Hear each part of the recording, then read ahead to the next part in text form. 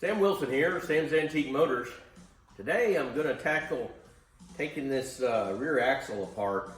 I've got this tractor, as you can see, just about completely disassembled. I've got most everything restored, or at least primed up, and this rear differential is leaking on both sides down underneath here. So I'm sure the seals in there are bad. So at this stage I'm going to just go ahead. I've already rebuilt the PTO with all new seals and got the PTO shaft freed up, and so I'm going to just go ahead and peel this off and replace all the seals in here. I don't have any reason to believe the gears are bad. I'm a little concerned about the brake bands because they're making a little racket when you put on the brake. It's pushing it around, but we're going to peel this off and go through the process to restore these, replace all these seals, and if anything needs to be restored or repaired, then we'll do so. So if you like what you see today, be sure and subscribe and send me any comments that you have. Let's get started. First thing I did here is I've pulled all the cover plates off with a bunch of 9/16 bolts, and then I've got this pan just about ready to drop off of here. About 10 little 1/2-inch bolts going around the perimeter. So I've got all those, except these last two, off, and this one off. And I'm not really sure what's going to happen when I take this off. I'm assuming it's full of oil, so it's probably going to dump it all over the floor. The only pan I have is a little kind of smaller pan. I don't see a way to drain this other than just cut the pan loose. I'd really like to avoid making a complete mess here.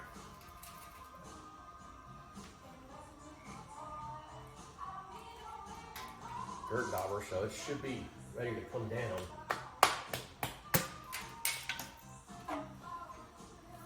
Nearly bone dry. Still a little, I don't know, maybe that's all it's supposed to be in there. Not much in there. I watched another YouTube on how to do this.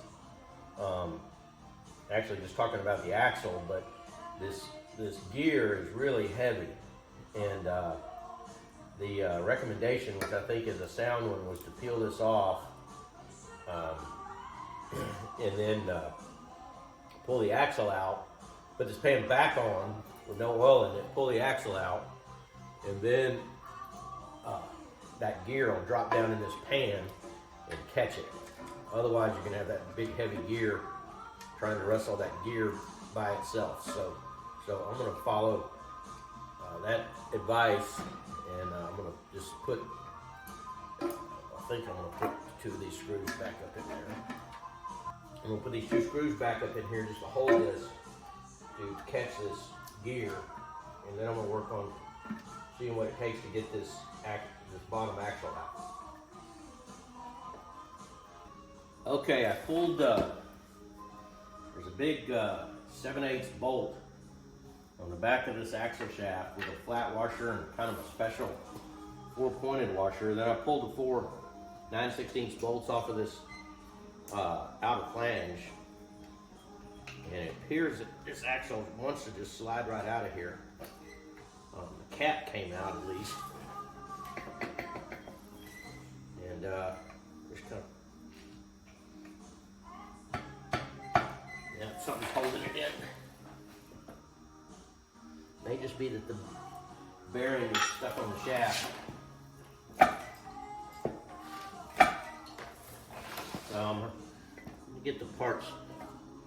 I can see the whole bearing is moving in there. I'm gonna get the parts book out and see if there's a little retainer ring or anything, but I think it's just gonna have to get pushed off that bearing shaft. I imagine that big gear is waiting on that shaft and holding it down, so we'll do a little checking on that, and then we'll get this axle out.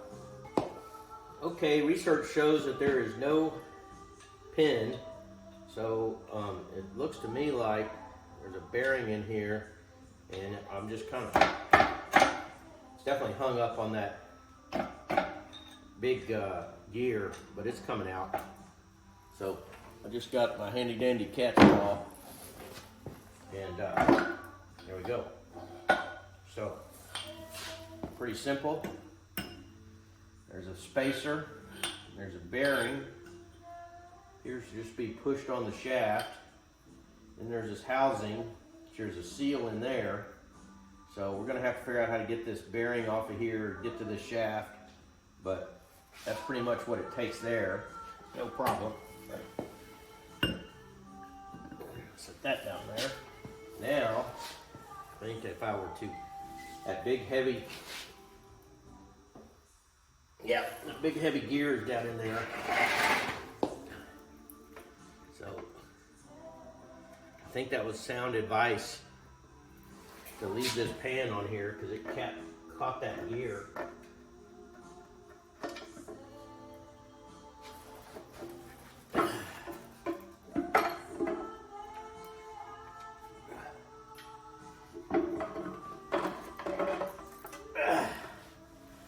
Otherwise, that big gear is going to fall on your toe. So I'm going to go put this in the parts washer, get this start cleaning up. All right, I pulled all that out. I did notice that there's a, on the top of this, inside this bearing, between the spacer, there's a little washer, and appears to go with the taper side to the spline and in the bearing, so you just want to pay attention to that. I also noticed that flywheel is not symmetrical from side to side. It looks like the offset's the same on both sides, but it is different. So I'm gonna take the other one apart and make sure I know which way that goes. I now come in here and removed on the outside of this axle shaft is a little lock ring. Has a special little thing on it, makes it nice and easy. And then I went ahead and pulled the one on the bearing also. I'm not sure that's necessary on the big bearing, but I pulled it anyway. So I'm gonna break these apparently 4 or 5 bolts off around the perimeter of this axle housing. And I think this whole thing will just come dragging right off of there. I'm probably gonna hook onto it with an overhead crane to carry it, but I'm gonna pull that off. So let me get these bolts off and then we'll see what that looks like. All right, I got these 2 snap rings off. I took all these bolts off. Had to get a little bit of a cheater bar to break those loose. And this piece here doesn't want to just slide off. So I suspect this axle is coming in here and attached to this brake drum. And I've already been warned this brake drum is really a challenge to get off of there. It's going to be stuck. So I have a feeling that's keeping the axle from coming off. So taking all the bolts off of the, I think there's 6 or 7, 1, 2, 6 of them off this big housing, and I put an overhead crane on here, and this thing is already kind of loosened up. So I think it's going to just want to pry off of there. It's not pried off enough to get that in there yet, but I think this will just kind of slide off. Yeah. Yep, so just a putty knife in there. Got that housing out. There's a dowel pin in there. I don't really know what's going to happen when I pull this thing off of here because it's going to be heavy as shit. I can see the brake drum. Alright, it just popped off. So now it's supported. I made this splitter frame down here, so I've got this thing supported here, but I need to get some way to support this because that's going to be one heavy bastard. But it's loose, so it's sliding out no problem. So let's see if I can rig up something to lift this thing and keep that thing from falling. All right, I just thought I'd show you what this looks like in here. This brake drum is right here, and it's already loose. And you can see the axle. I think you can see the axle down in there. It's sliding out of that carrier. So that axle's coming out. There is a drive alignment pin right here. So this thing is going to just keep sliding right on out of there. I've got it guyed up here with a chain. Might take another link out of it, and then we'll see if we can slide it off of there.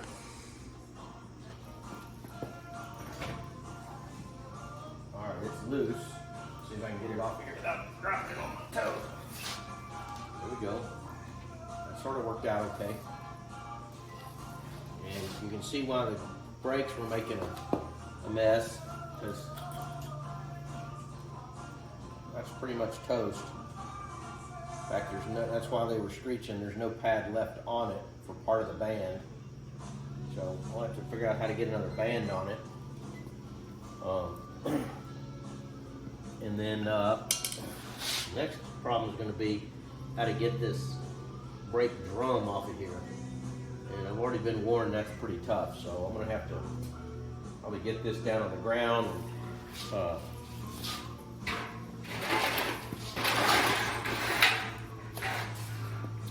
get a better look at this.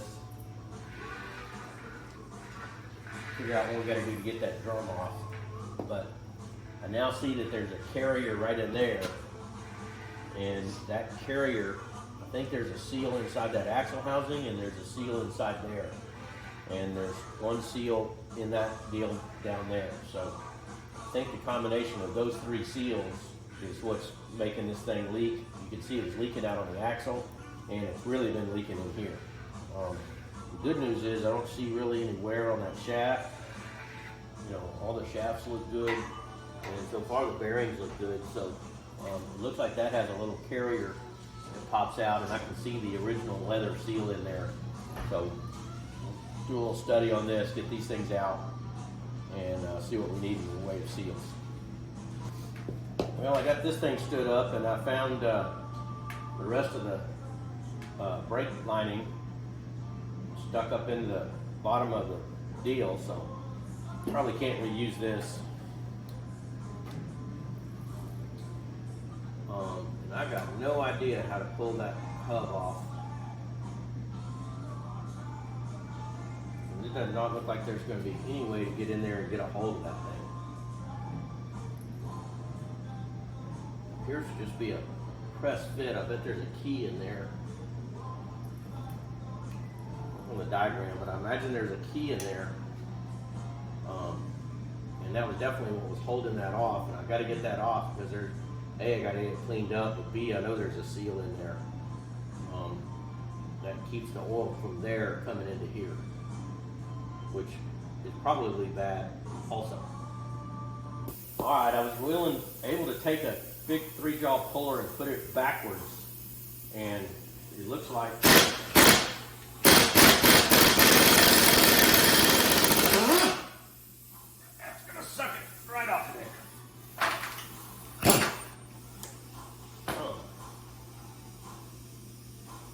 is a seal in there. I don't know where it's at.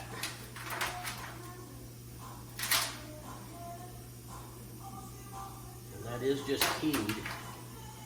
So definitely mucky in there.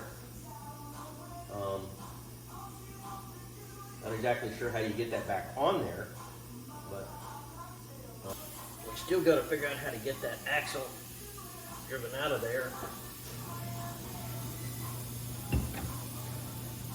Practice hammer and serious hammer. Only had to use the practice hammer.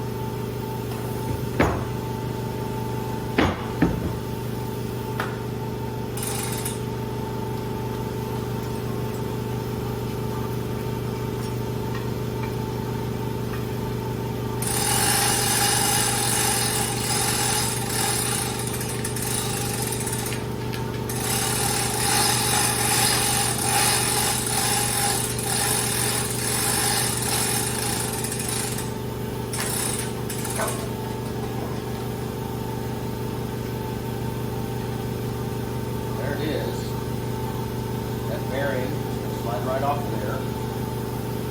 The shaft is kind of nasty, but the teeth and gears all look fine.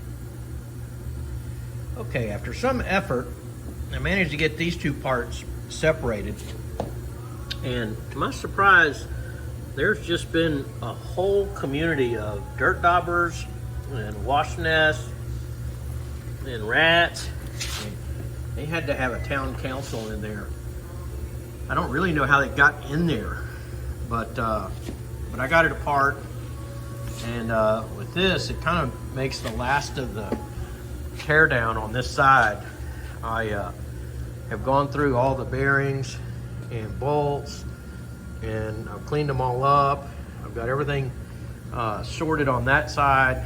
I got the axle cleaned up, and I went to NAPA and they were able to order me the 3 seals that go on each end based on the part numbers. One of them we had to just do based on size, but they were able to cross the Chicago rawhide seals. And so I think I'm gonna wait for the seals to come in, and I'll put the other side to get together, and then I'll take this side apart. By way of epilogue, on the back side of this brake drum is a set screw that goes into this keyway. So that definitely makes it harder to pull out if you don't loosen that up. I'm not exactly sure how you loosen it up. When it's all nasty and dirty, it's hard to even see it, but I guess you can get a box-in wrench, open-in wrench through the other side and take off this jam nut and carefully back that out. So just something to know that I'll know that on the other side. It may slide right off if you take that off. So we got all our seals back, so I'm putting the seals back in these carriers. This seal crossed to a NAPA 15330, and it's there are 2 seals in the box, so I double sealed it, and the outside seal says CR 15542. So that gets this carrier bearing on the inside of the differential ready to go back on. I got this about as clean as I can get it up in that bearing. I blew it all out.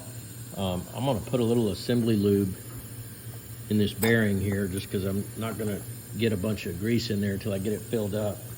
So this is just Permatex assembly lube.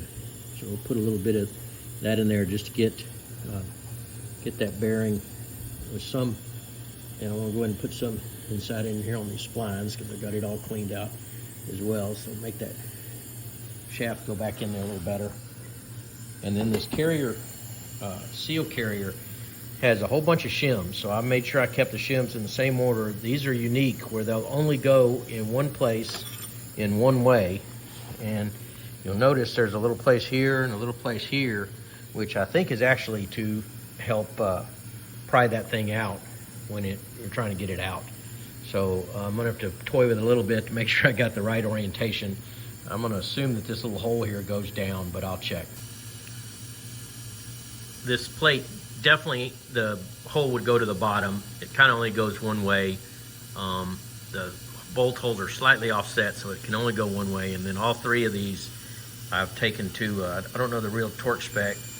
So standard torque spec on a 3/8 16 bolt is 31 foot-pounds. So I've torqued each one to 31 foot-pounds, and we're good to go. Next step is getting this seal put back in this actual outer drive housing. And you recall I had to kind of knock it out with a long pipe. Afterwards, I went in and separated the 2 halves, so it makes it a little easier, but still hard to get any kind of tool in there, and this is too heavy for me to get on a press. So I enlisted one of my antique K.R. Wilson tools. K.R. Wilson made all the tools for Model A Fords, and I've got a pile of them from working on Model A's, and I took the clamp into that, put a piece of 1/2-inch all thread, and this disc is exactly the right size for that seal. So now that I've got that in there, then I'm just drawing it up. I don't know if I can do this and hold the phone at the same camera at the same time, but I'm just drawing it up in there. And it's going nice and easy. I had to have these seals shipped in, so I really don't want to jack them up. I usually wind up screwing one up doing it. I usually buy 2. And I'm kind of feeling in there, I can tell that the joint is just about getting to where it needs to be. So I think that's got it in there. So we'll go to the next step. Now I'm gonna mate these halves back together. I got them all cleaned up. Of course, we got just put the seal inside here. I got one of these engine hoist seals here that lets you level it. So you can see it's just a little bit out of level. So I can twist this and get this thing where it's more or less parallel with that piece. And then it looks like we need to lower it just a little bit. so that this pin up in here, which was what was such a son of a bitch to get out, lines up. There's one's top and the bottom, and then we'll put our bolts in there. Then we'll be ready to slide the axle housing back in, or axle shaft back in. Axle shaft is in. I had to take a dead blow hammer and kind of tap the bearing in. There is a little ring, split ring here and a split ring here that holds this bearing and this axle shaft all together. So now we'll put the cap on. All right, I slid this brake drum and I polished the shaft. I cleaned it real good. There was a couple of burrs on the keyway, so I filed those off. So now we got to come in here, and this is what I didn't undo taking this out. There's a little set screw up in there with a lock nut. So we'll tighten that thing down onto the keyway. All right, now I got the brake band on, and I put the little pin in here, and I almost straightened this out, but I'm glad I didn't, because it's supposed to have a little curve. So this comes up like this, so it's supposed to have that little curve to get over that casting. So I think now we're ready to stab this back onto the differential. Now I just use that same setup. I did have to change this. I had this hooked in the top, but I can't do that with that pin, but I put a chain on it, still had this hooked up, and that axle just, once I got it kind of lined up, it's not quite there, but once I get it kind of lined up, my ass end is a little high, then this is gonna it's gonna just jump right in there. We just have to make sure that pin over here on this other side for this brake band does slide up in that hole, but I think it'll just slide right on. Well, I had to put a little screwdriver and line up that pin going in for the brake lining, but other than that, it jumped right up in the hole. So I think we're all good. Took about an hour and a half to get the whole thing back together. I just got to get this axle in, but the seal felts won't be here till tomorrow, so we'll do that tomorrow. Got the other side all back together. I'm pulling this side apart, and this is what came out of the brake drum. And this is on what was really a pretty good looking tractor, so you never know what you find. By way of a bonus footage, also while I had this thing completely apart, I peeled this tube off, replaced the transmission seal. It's the input shaft up on the transmission. Cleaned all this up, put in a new throwout bearing, bead blasted this shaft, painted it, put in new pins, parkerized the clutch retaining pin, and kind of cleaned all that up. So it's ready to go back onto the back of the motor. All right, I got both sides put back together. Second side actually came apart and went back together easier than the first. It really wasn't at all a problem getting this thing slid back up on the axle shaft. Only difference is the brake drum is in the inside on the other one, or actually it's on the outside on this one, and it's on the inside on that one. So it's a little trickier to get the drum off, but I slid the axle housing in here and then pushed the drum on, tightened down that ever-present little key, which I did not undo, which made it really difficult to pull that one off on the other side. Came off real easy on this side. I relined the brake band and put all that back together. It literally took about 30 minutes to put that back together. So now we're going to tackle putting the axle and the big drive gear in, and I have all the components for this here. I parkerized all the bolts. I bead blasted everything. I got a new seal here in this end cap, and a new axle felt that I got from yesterday's tractors. I just hand cut all the gaskets with gasket material matching the thickness of the other one. Got a little assembly lube here. Got my bearings ready to go.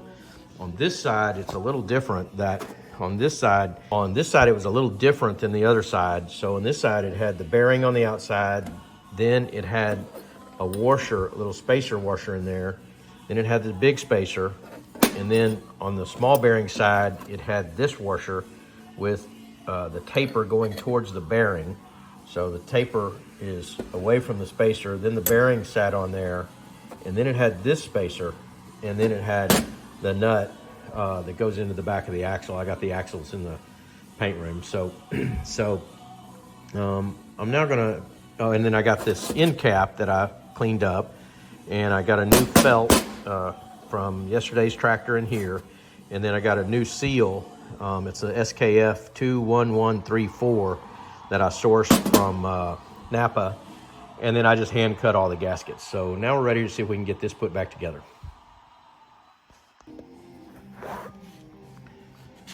So here we are in LaGrange, Texas. Listen to ZZ Top play LaGrange.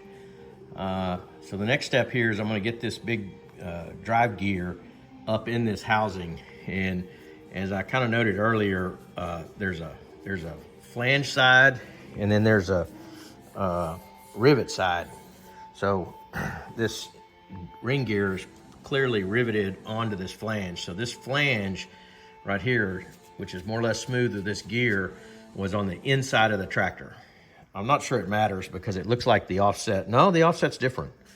So it's skinnier on this side than it is this side. So it will matter.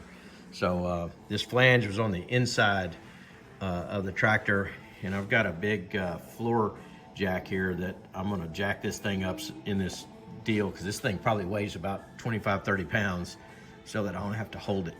And then I'll get the axle and stab it in the hole. So I've got this felt to put a little lube on it, and then I'm gonna drop it down on top of this axle shaft, and I'm gonna kind of work it down on there. It felt kind of easily.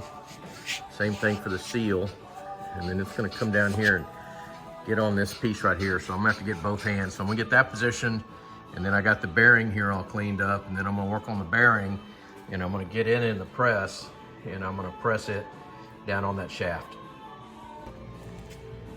All right, I've got this axle housing. I got the collar on, I got the seal in the felt, and then I got all this set up so that I'm just taking this bearing and pressing it down on this shaft.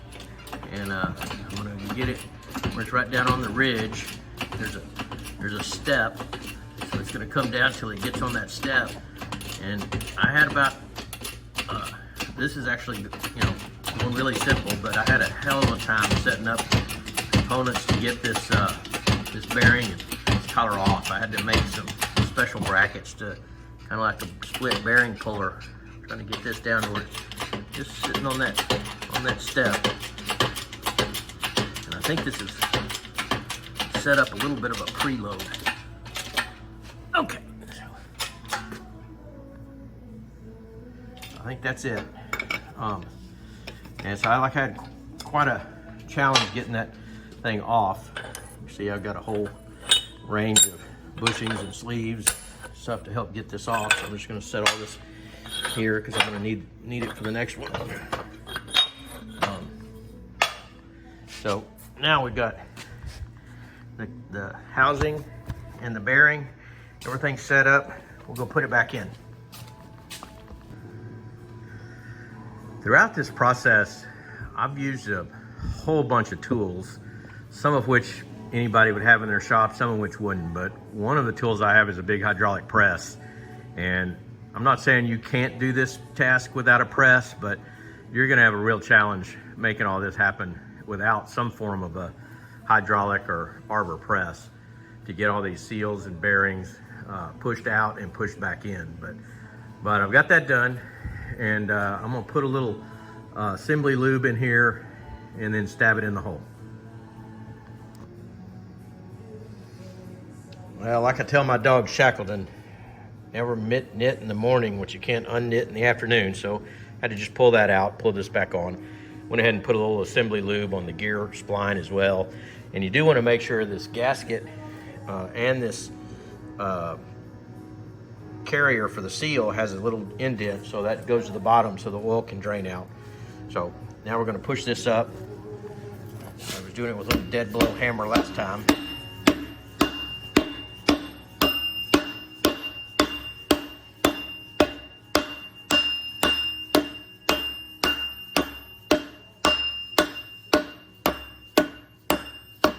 Okay, now I can use the bolts and draw it up tight.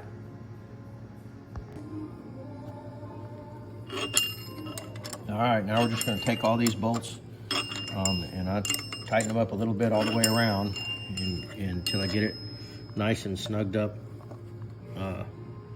where it's drawn up tight and fits like it's supposed to.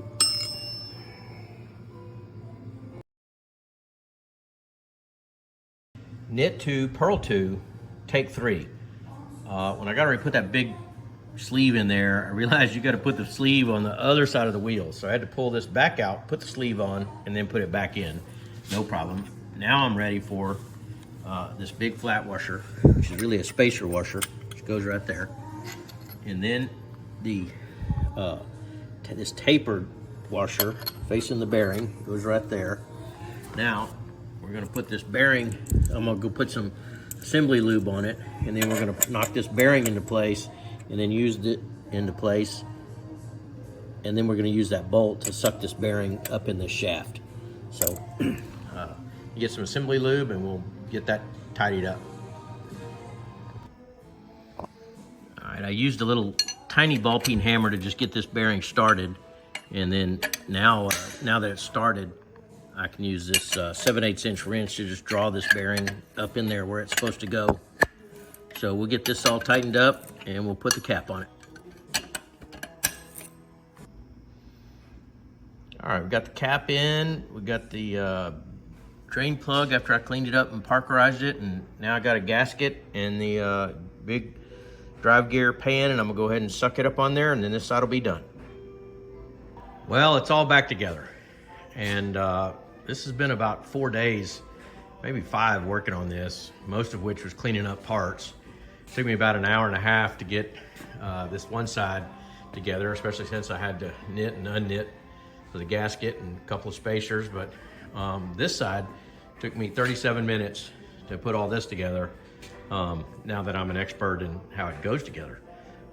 The spacers and washers are different on this side than this side, and it did take some specialty tools, some pullers and a press, and probably not too much other than that. I used an air hammer to drive these pins were all frozen in, and so I used an air hammer to, rat-a-tat-tat that apart, which worked pretty good. But other than that, it's all done. And if you're gonna tackle this on a B, the rear axle lower seal, which is the one that goes in this housing right down here, there's a felt, and then this seal is available from NAPA in an SKF 21-134. And then the rear axle outer drive seal, which is the one that goes right up in this chamber right up in here, one goes in, one goes out, is an SKF 19900. And then up here on the differential, there's a little carrier, cast carrier that goes inside there after the differential bearing, and that seal is a 15330. And I will say that this seal came with 2 seals. So I think it was this one. It was either that, no, I can't remember which one it was. It's either this one or that one came with 2 seals. One was a smaller seal, even though it's one number, but 2 seals inside the box. So I stacked the 2 seals on top of each other. And then if you're inclined to fix the front transmission, the front transmission seal is an SKF 16113, and that's the seal that goes in the little cast carrier up behind the U-joint. And if you want to replace the throwout bearing, that's an SKF N833. All of these seals were $14, $15 a piece, although I had to order them almost all in. That throwout bearing was about 60 bucks, but it's all on there and everything's finished. So we're gonna get this in the paint room, finish wire brushing everything, get it cleaned up back to bare metal, degrease the crap out of it, and put some primer on it. So hope you learned something. Stay tuned, and if you enjoyed this, be sure and subscribe. If you got any comments, leave them in the comment box, and I'll see if I can address them later. Have a nice day. Download the Resto-Rat app today to begin managing, tracking, and documenting your restoration project.